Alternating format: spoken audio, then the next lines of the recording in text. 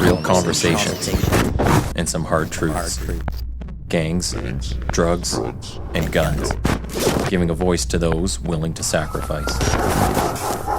We have stories that need to be told. We have lessons that need to be taught. Protect and serve. Welcome to The Quiet Professional. All right, welcome back, everybody. Nathan Romas with you. Today, we're going to be talking about the city of Edmonton, some municipal politics, and public safety. For that, I have Councillor Tim Cartmell on the program. Councillor Cartmell is a born and raised Edmontonian. He is a professional engineer by trade and a small business owner, of which focuses on designing and managing building projects. In 2013, he received the Association of Professional Engineers and Geoscientists of Alberta Summit Award for Community Service. This award is presented to individuals who have made significant improvements to a community in need through efforts in the engineering or geoscience profession. And in 2014, he received the Engineers Canada Meritorious Service Award. And he was first elected to Edmonton City Council in 2017, which is where he continues to serve today. So welcome, Councillor. Thank you. Nice to be here. Usually we kind of start with talking about the guests so people kind of get to know you, your background. So if you could kind of maybe tell us a bit about yourself and how you grew up and what Edmonton was like. Yeah, well, it's certainly, I was going to say it was a different place, but I don't know that it was altogether different. As you mentioned, I was born and raised in Edmonton. Went to school here, went to the University of Alberta here, received a Bachelor of Science in Engineering in 1988 and a master's degree in engineering management in 1995. And used both those degrees to support my career as a design engineer. First of all, I did a lot of, I'm a structural engineer, so I did a lot of design work in the oil patch up at Fort McMurray. Been to every Enbridge piping station and pumping station from here to the U.S. border. I did a lot of that sort of heavy industrial stuff.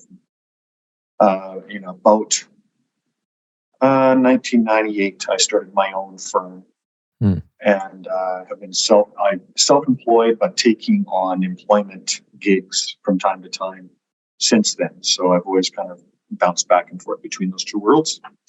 And it's been extremely rewarding. I have done through the years, a fair bit of forensic engineering, sort of investigative stuff. So collapse investigations, fire reconstructions, flood reconstructions, those kinds of things. So I've been really lucky. I've been able to get involved in a lot of projects from a number of different perspectives, either projects I managed or work I designed. My wife is also a born and raised Edmontonian. We met in those university years. We have 3 grown children. They're all U of A graduates and off on their various careers. And so that's very. I guess we're proud of that. Is the best way to put it. They're wonderful contributing adults, and I'm really proud of them. My wife is too. So we've always made our home here in Edmonton. Started my early career doing a lot of volunteer work with the engineering profession. And that led to those awards that you mentioned. You don't do those kinds of things for awards or notoriety. It's nice to be acknowledged, but by far the greater value in that early volunteer work, and then what evolved into community volunteer work, coaching teams, and serving my community league, and those kinds of things, was the opportunity to get to know people and to contribute to the solutions that our community was looking for through various. Whether it was building the local rec center or rebuilding the local playground, or like I said, coaching those teams. Always very rewarding to contribute back to the community and just know that you left it just a titch better than you found it. So appreciated that. And it was through those community activities that I got to know former Councillor Brian Anderson and our MLA for the neighborhood I live in, which is Riverbend, Dave Hancock. And when Councillor Anderson decided not to run again in 2017, they both asked me to have a look at running and seeing if that worked. So that's kind of how I ended up doing this. So here I am. Yeah. bit of a lengthy summary of where I came from, but here I am. Yeah. No, that's great. You know what? And even when you're talking about the awards, yeah, you know what? I think most people, and I know a lot of police officers, it's you're not looking for the awards at the end of the day, but it is a nice cap on or conclusion to knowing that the effort you have put in has really made a change, right? Yeah. Yeah. I think those were predominantly in recognition of my, using my engineering knowledge and expertise to help community matters, and largely in support of the Twilliger Recreation Center, which was something that I got very early from a community perspective, and rallied and lobbied the city to build the first recreation center in 25 years. And just all of the work that was involved in that. It's funny because in those very early days, I was really only interested in finding a way to get a hockey rink closer to my kids who all played hockey. So we didn't have to drive across town all the time. Yeah. That center, I learned so much from the people in my community that talked about how this center would be greater than the sum of its parts. It wasn't just a swimming pool. It wasn't just an arena. It wasn't just a fitness center. It was going to be the heart of the community. Mm-hmm. And it is that today. Just last night was the first farmers market of the season, and it's in the parking lot of the rec center. And you walk through that rec center and through that farmers market, and it's going to be a 3-hour trip because you're going to see the whole neighborhood there. It has been such a valuable part of our community. So it's really satisfying to know that you've been a part of something, and whether you get acknowledged or not really doesn't matter. So many people that I work with didn't get those awards and don't sit on council and that kind of thing, but they made far greater contributions than I did, and so it's a sort of a living reminder of what community can do when it comes together. It's very cool. Well, and when you build those, I think people just naturally find more uses for it. Like you're saying, you bring the farmers market, right? I don't think anything like those big rec centers or hundreds of millions of dollars aren't usually built in mind with that as the first use in mind. Well, it's true. Since that building was built, we've added a community theater to to Lillian Osborne High School, which is right next door, but it's on that campus. So the community continues to work to continue to develop out the remainder of the campus that the rec center sits on.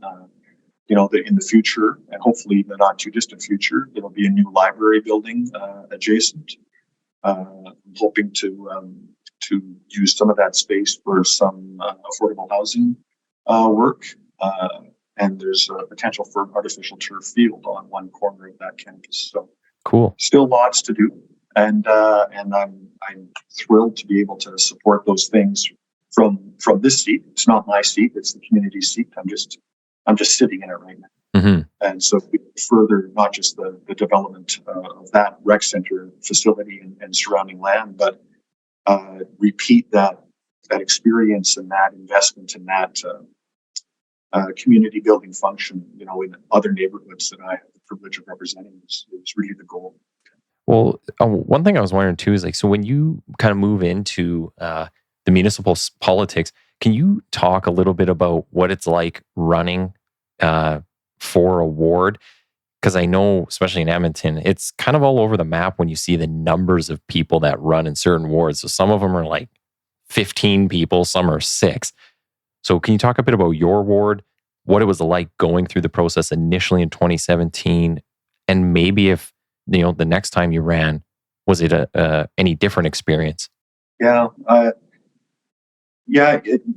experience has been different I've participated in 2 elections, and we didn't have that 10, 12, 15 candidate experience in our corner of the city. And I'm not quite sure what to attribute that to generally.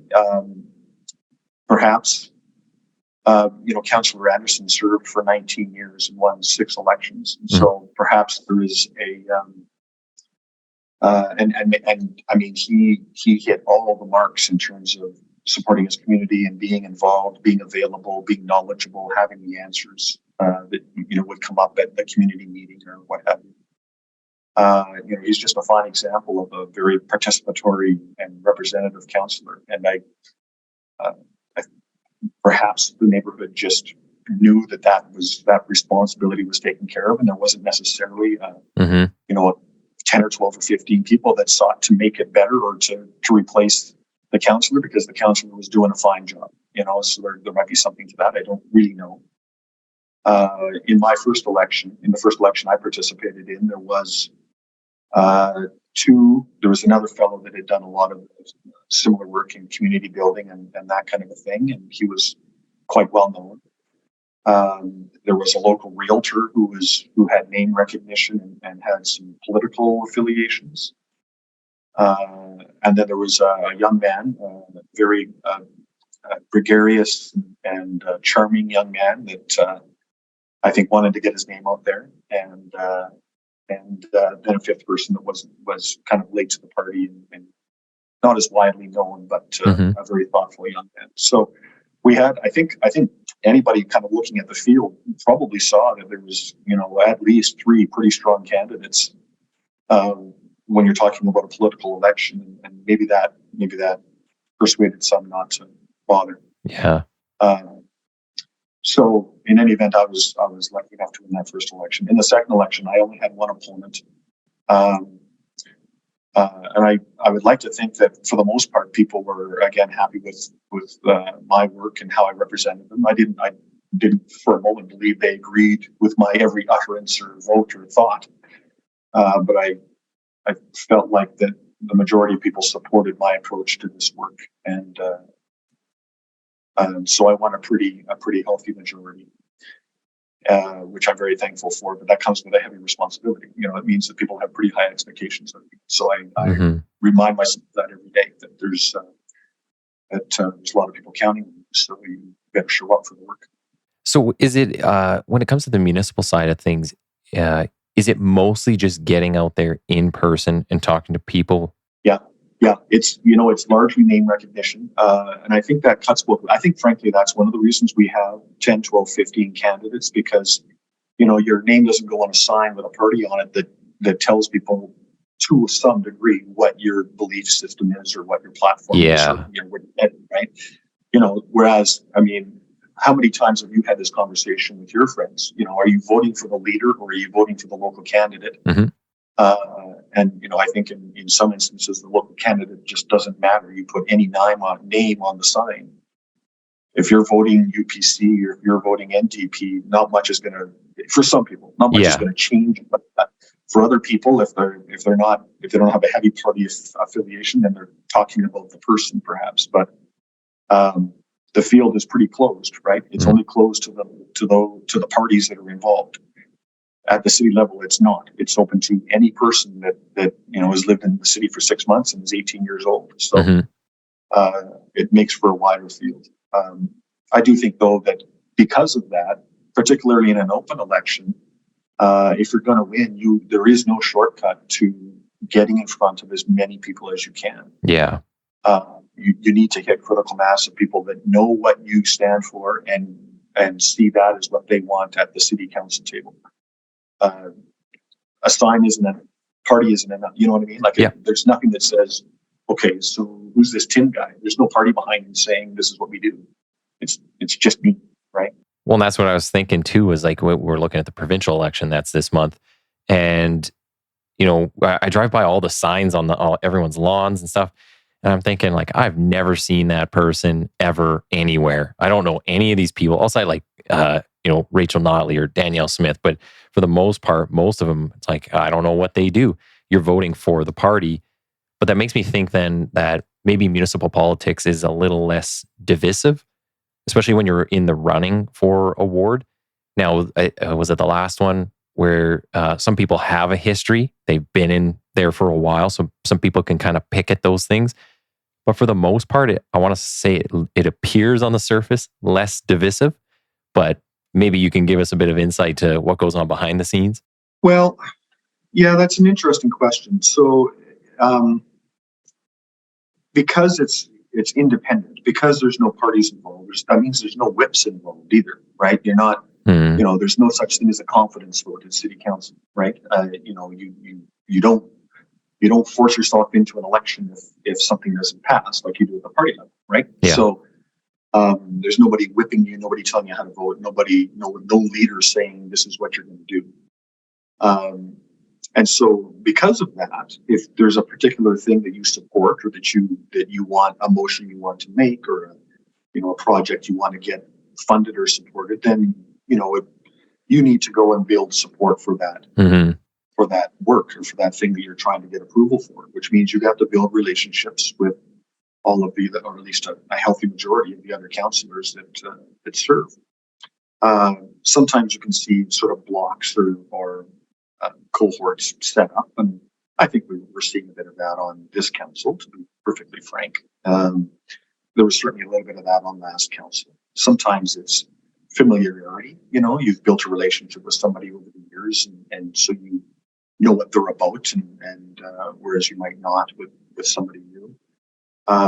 Sometimes it's a shared ethic, sometimes it's geographical. So, it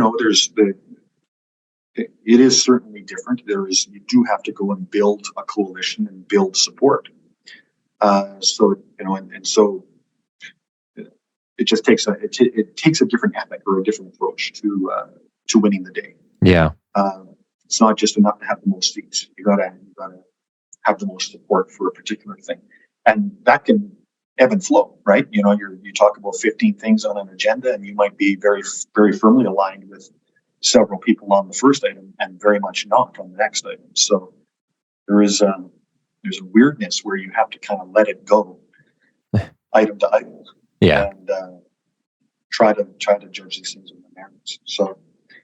It's certain. I've never run and been part of a party politic construct, so I don't know for sure. But that's my understanding, my perception. So, yeah. Yeah. Well, and when you're out there trying to go to all these events and meet people, you don't have like an entourage that travels with you.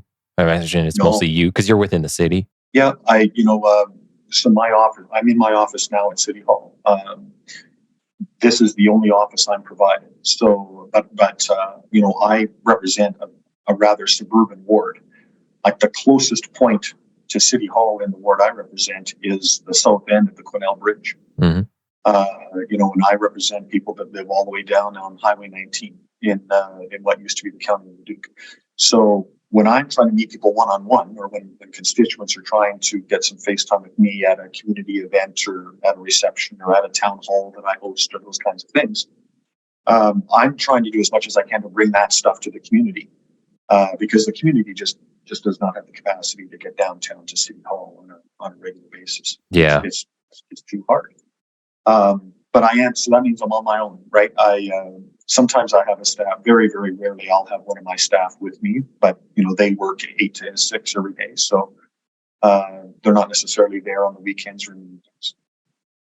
Sometimes my wife helps me out, honestly, but really you're on your own. You don't have an entourage. And it's somewhat tiresome, right? It's a lot of hours and a lot of demands. But I'm not complaining, but it's much, much different than an MLA or an MP that really only is in their particular legislature or parliament half the time or less, and has an office in the community that they can work from and can meet people at, and has the opportunity to do those things on a more regular basis. So it's different. Well, and when I've had Justice Minister Tyler Shandro on the show a couple times, so I've chatted with him about it, and the Chief Firearms Officer Terry Bryan, and just it's fascinating how the travel that's involved for them, and how they kind of split their time between two cities. Well, Terry's always on the road, but Mr. Shandro, like, he splits some time here and some time in Calgary. And then, you come down to the municipal side of things, and it's just like a whole different beast of things to deal with. But I mean, you got the Terwilliger Rec Center. You could just have all your events there now. Well, and I could, I suppose, but but even at that, I mean, that's not easy for people south of the Henday to get to. And there's roughly 30,000 people in the ward I represent that live south of the Henday. So, there's some of those communities way down south have very few amenities, and you have to get in your car to change your mind in a lot of those places, and it's which is, something that I want to work towards. I've had those conversations with those ministers, and, and how rarely they get to their home riding if they live from away, I mean, I live in Edmonton, obviously. My local MLA also lives in Edmonton. So she can be at the ledge in the afternoon and do the ledge work and be, in her home with her kids or in the community on the evenings and weekends. I don't know how you do that when you live in Calgary or Medicine Hat or Grand Prairie or points farther away than that, points that don't have air connectivity, those kinds of things. It must be an immense challenge for those people. I feel for them for sure. What's kind of like a typical day for you then? Is it mostly out in the community, or is it just a ton of meetings? Well, so it's the work of council is split up in broad strokes. It's split up amongst 3 standing committees. So there's 4 councillors on each of those 3 committees, and then you rotate through. Essentially, the work of committee comes up to council to be essentially not relitigated or debated, but vetted and approved. So that's the basic model. Now, sometimes discipline fails us, and it does get relitigated or those kinds of things. But that's generally the approach. So you've got those standing committees in week 1. Week 2 will be more periodic committees. So, for instance, I chair utility committee, and it will meet 5 or 6 times a year. Audit committee will meet 5 or 6 times a year. And those committees, so they meet less frequently, but the same sort of thing happens where work is discussed and vetted and at the committee level, and then it comes up to the council. Then week 3 is a council week, where typically we have a 2-day council meeting, and we'll have a public hearing, which is where all of the land rezonings and the development conversations kind of happen. Then on Thursday and Fridays is when you do other things. So I do a lot of work with the Edmonton Metro region. Mayor Sohi is the primary contact, and I'm the alternate on most of those things. Some of my colleagues will get involved in Alberta municipalities committees, and that's what Thursday and Friday means for them. Okay. And then you get other things, whether it's cultural events or police graduation happens, for instance, a couple of times a year on Friday afternoon. Those kinds of things. So that's a long, long way of saying that I spend most of my time, most days, in a council function.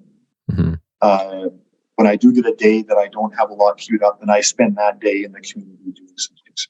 But in order to actually meet the people that I represent and bring government back to the ward, that means I'm in some sort of a meeting or conversation or town hall or community league or something like that, probably 3 nights a week. Wow. And then Friday and or Saturday and or Sunday can have several events, community type events where you're representing the city or you're out meeting people. So for me, I try to keep Sundays as clear as I can because that's the day I do all my reading of the agendas for everything that's coming the following week. Jeez. And try to spend time with my family. So it's all of 70 hours a week anyway. At least the way I described is the way I do it. Yeah. That's a true 7-day-a-week job. Yeah, it's not a 40-hour week job. Some of my colleagues that are in other cities, for instance, the city of St. Albert, their councillors are considered part-time. And they're working 40 hours or 50 hours a week. So, wow.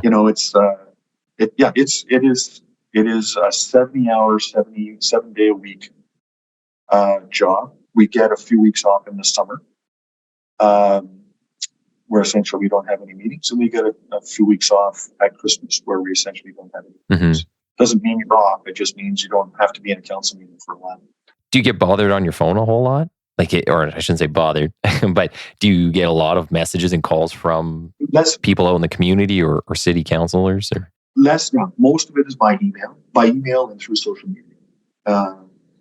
But it's constant. Sometimes, and I have 2 staff that essentially triage a lot of the initial contact.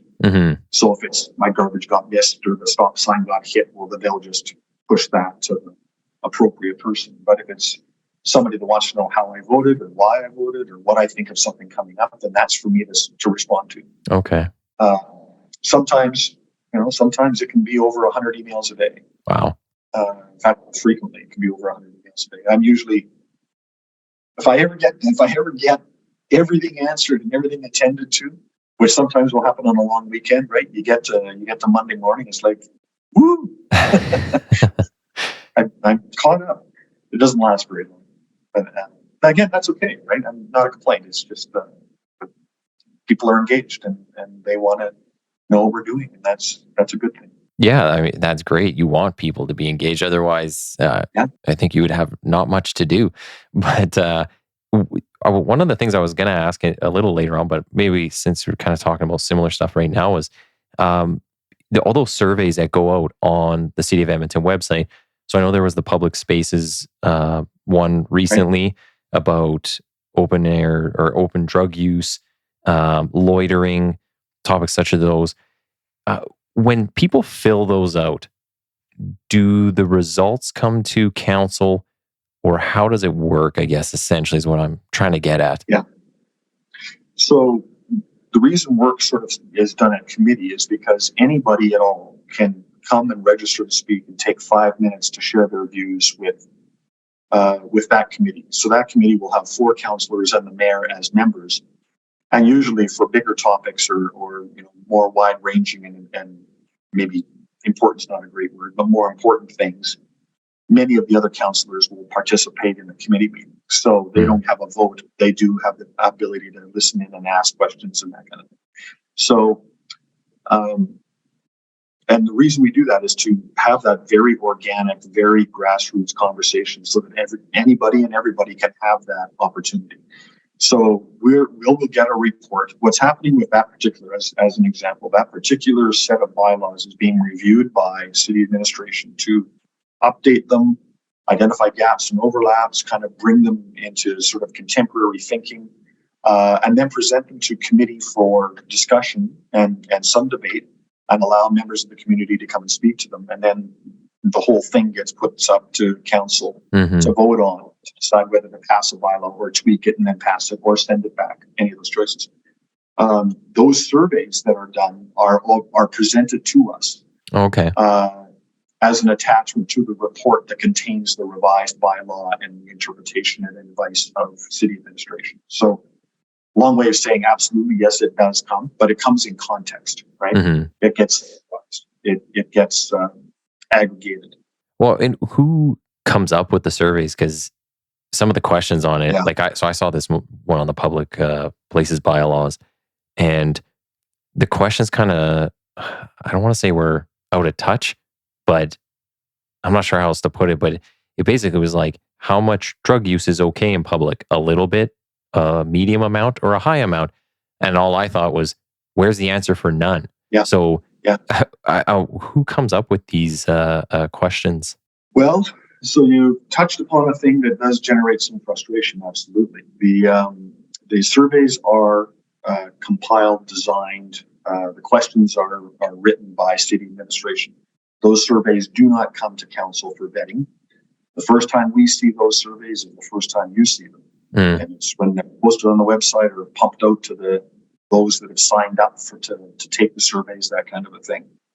And I've had the same frustration, that we get, leading questions and sometimes the predisposition of the person in administration that wrote the questions shines through in the way the questions are asked, or they become leading. Yes. Yeah. And you've touched on a sensitive one, right? Like how much open air drug use is enough. And for those that want to say zero, there's not a choice for zero. You have to put that in the comments, and you're hoping that someone that is summarizing the comments, your comment comes through, right? And there's that too. Right? So in some instances, I've done my own surveys, and I've done them through my own website. There was most recently there was around budget. I did this in October because I've had the same general frustration that the way the administration was asking the questions did not give you an open-ended amount of solutions. Mine was not perfect either. I'm not a survey writer. I'm not a political scientist. I'm an engineer. But I was trying to give people, a range of responses and a simplified set. And even at that, people were upset with me that I didn't give them the choice that they were looking for. So that happens, and it frustrates me. I'll give you a different example. When we do infrastructure work, I remember that way back when we talked about, and I was on council at the time, about the roading of the LRT by Bonnie Doon Mall. The question was put by one of the councillors there: what would it take to elevate that LRT so that there would be no conflict with traffic at White Avenue, right beside Bonnie Doon Mall? And the report from administration from that it would cost $220 million to raise it, and that was in 2012 or 2013, an enormous amount of money at the time. And yet my feeling was immediately that that's a push pull. I mean, you're getting an answer that pushes you to a conclusion, that makes it almost impossible for you to support the conclusion that you want to support, because it's just going to cost an astronomical amount of money to do that. And that's a frustration for me, where there's not the data to back up the response, or there's not the data that backs up the way in which the question is being asked. Yeah. Right. And, so on that one,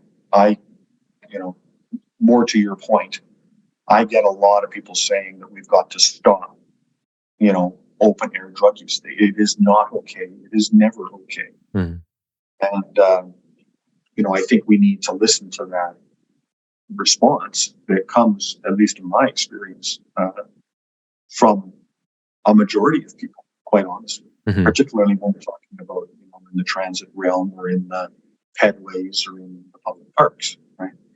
Well, and you know what, that kind of maybe puts us on to one of the topics I was going to get to, was talking about public transit and the safety on public transit.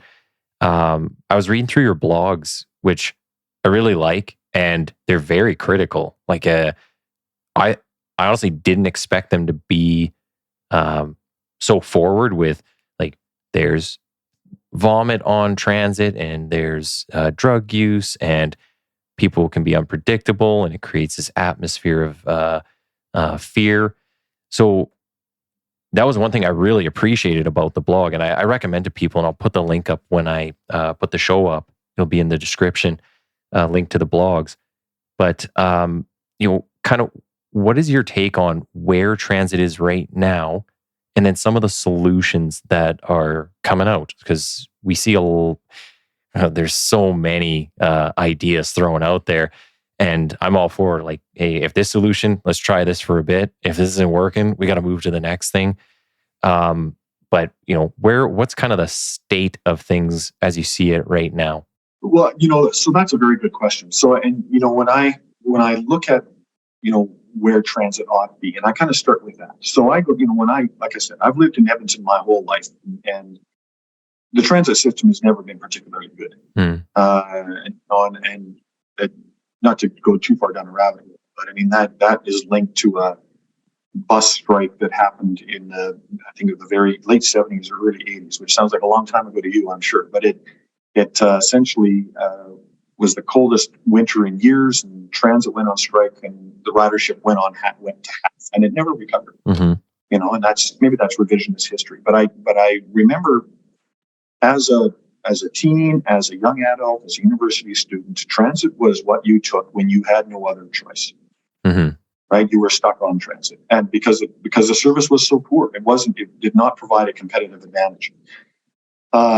And when we first built the LRT out to the Coliseum from downtown, and that there was somewhat of a competitive advantage because it was termed high speed rail. Anyway, when I look back at those days, I never feared for my safety riding the bus, unless maybe the bully from the school I went to and I had beaked off a little bit was going to, beat me up at the bus stop, kind of a thing.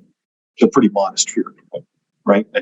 Those threats never really were followed through on, obviously. So, I look at our transit system now, and I talk to parents now, I talk to people I represent now, and they're very, very fearful. And I don't know that their perception, quite frankly, resembles the level of risk that they might be encountering. But, when it comes to ridership and confidence and getting people to pay money to take that service, perception to some degree is reality.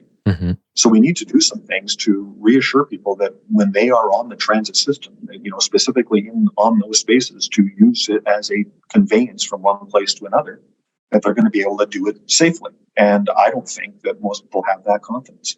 And I don't think we've done enough to provide that confidence. I don't think we've reacted in the right way when things have gone wrong, when we've had some of these incidents, to reassure people that it's not okay when these events happen. So my blogs were all about, we need to get back to transit being a safe place for people to use it as a transit system. Well, and I guess that does not solve all of the problems for the people that might be in those spaces. Yeah. But, let's, and, in my world as an engineer, when you're building a building, you break it down into, what are we doing today and what are we doing tomorrow? And I think we should take the same approach. Like this seems like an unsolvable problem where you talk about downtown and poverty and drug use and mental health and lack of a healthcare system and different approaches. Like it just seems overwhelming, right? So let's break it down into a few pieces. And for me, the first piece is make transit safe for the 95% of the people that are there that want to use it and feel safe. And then let's talk about solutions for others. Yeah, and I guess that kind of goes in tandem with, you have the safety aspect, but you also have the convenience aspect, which, I mean, they're building more lines and more stops. But for the public, they have to see at what point does the positive outweigh the negative. Right. That includes everything, the safety, the convenience. Does it get me right beside my work, or do I still got to walk 10 blocks when I get downtown? The other part too is even on the security aspect. So I know this information is from working some of these transit shifts that they had police officers going in and doing 6 hours in the bus stations and then walking some of the platforms. And it was after they had got rid of the LRT beats. So going down, I remember once we walked down into Coliseum LRT, and they had a security guard down there. So he's wearing like the highlighter jacket. You can see him for a mile. Anyways, we got to trying to talk with the security guy. He'd been in Canada for 2 weeks, didn't speak English.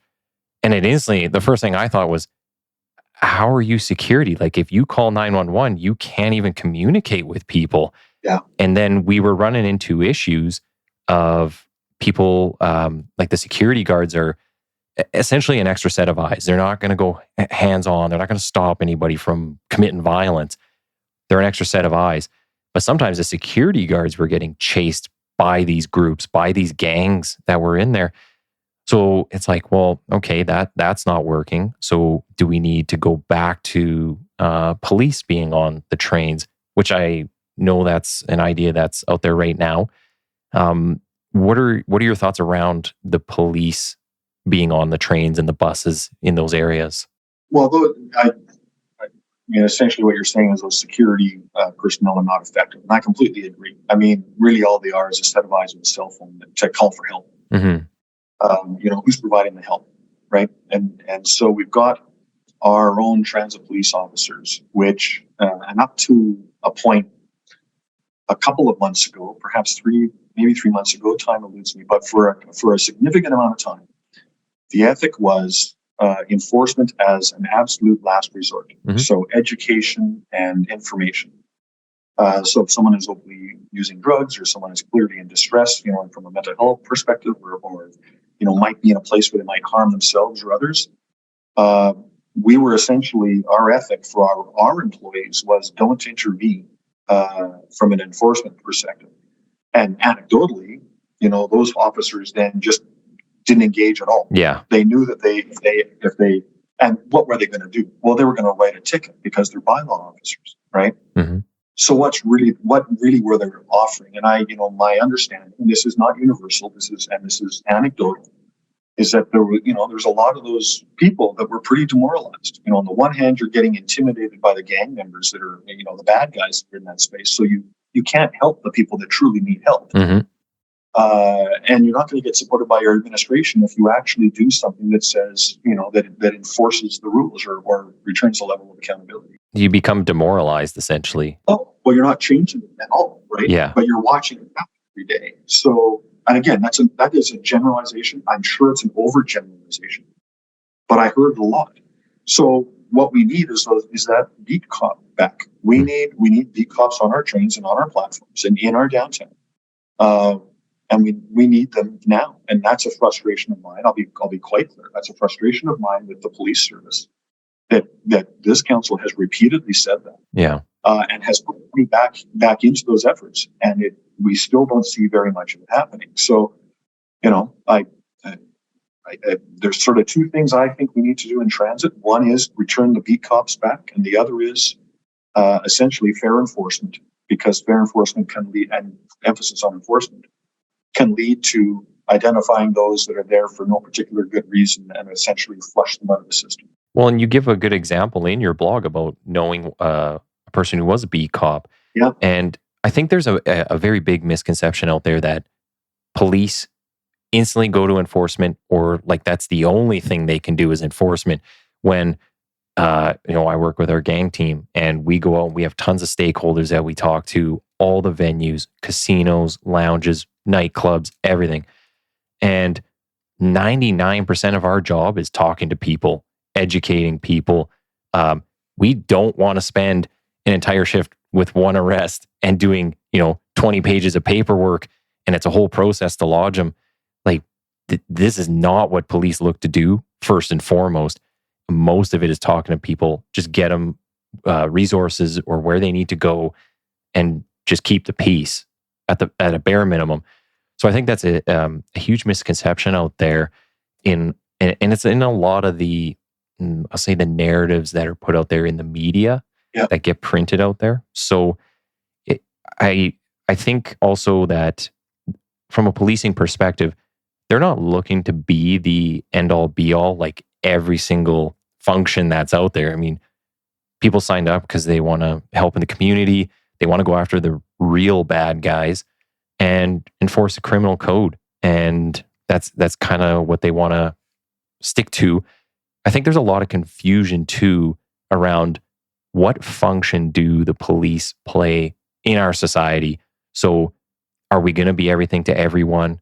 Are we going to be partnered with everyone? Or are we just there for enforcement of criminal code? Like, I mean, it could be a whole bunch of things, but it's almost like that question. I don't know if that question's ever been asked, but maybe it's something to kind of get back to and formalize.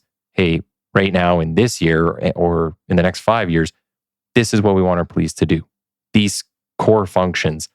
And then we're going to have other services on the outside of that. So, well, I think that, the underpinnings and the long history of police services, police forces, as they used to be called, is a paramilitary underpinning, and it's law and order and there to enforce, right? That is, what I think has not happened is that, the evolution to a police service being, and these are Chief McPhee's words, or at least I heard him, he's the one I heard say it, that police force is an extension of the community. It's no longer a paramilitary force that's there to crack heads. It is there as an extension of the community to, essentially enforce, and I use that term loosely, some level of accountability. That does not mean taking people to jail or writing them a ticket or putting them under arrest or harassing them out of places. But what it does do is, they're there to, when they are present as beat cops, they're there to engage, they're there to understand, they're there to help, they're there to, serve as a reminder that there's a certain level of accountability, a certain level of expectation about how you conduct yourself in the public realm.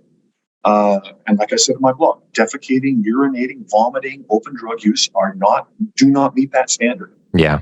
So now there's people that can help but engage in those activities. And nobody I represent, nobody I know wants to see somebody persecuted and punished for their mental health troubles or their addiction troubles, which often become, two parts of the same puzzle for those individuals.